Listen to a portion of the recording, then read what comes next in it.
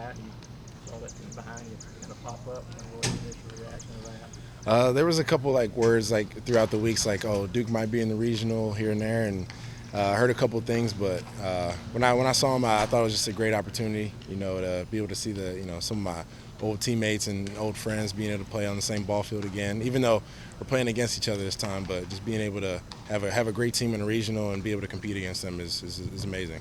And I know you talked about this a little bit before, but you wanted a different kind of opportunity, maybe, different teammates, maybe a chance to kind of expand your game a little bit. Do you think you've been successful in that regard, just the way your game kind of come? I know your back number may not be what you would like it to be, but everything else, how's that been?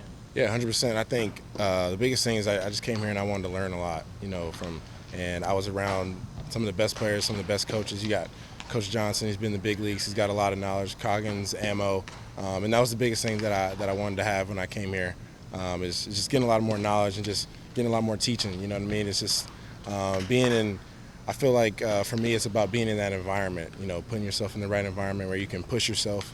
It was a tough situation, coming into playing in the SEC and in half a season, but it was something I was willing to do. I was just because I'm not scared to take that risk. You know what I mean? It's just in being on a great team and just seeing how these guys are performing and how we're performing together. It's going to be an amazing season. I just can't wait to see where we go. Let's talk about how y'all have done a little bit different things offensively this week, whether it's the bunting. What did that look like for you guys?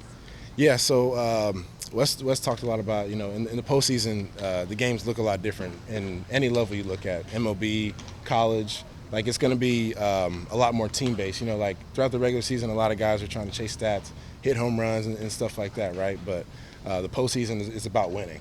So whatever you can do, because I feel like in the postseason it's real competitive, and having that experience in last year and in previous years, it's just about the small things. So it might be a 2-3 ball game, and you might have first and second. You got to get a bunt down and move the runner over. So that's why we've been working on and just really harping on that.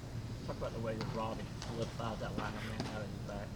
Oh, it's golden spikes. It's just a great addition to the team. He's just as I think Henny said earlier, he's just a great leader. It's a guy that guys lean on, and he doesn't talk too much, but he just leads by an example. The way he goes about his routine, his process, and just the way he performs on the field, and his just competitive nature. Just a lot of guys just feed off that.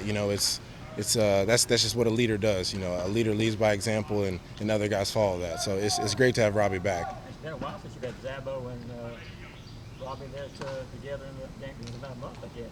Yeah, it's been a little minute, but great to have those guys back there out there, and hopefully we're gonna keep them healthy and throughout the whole season.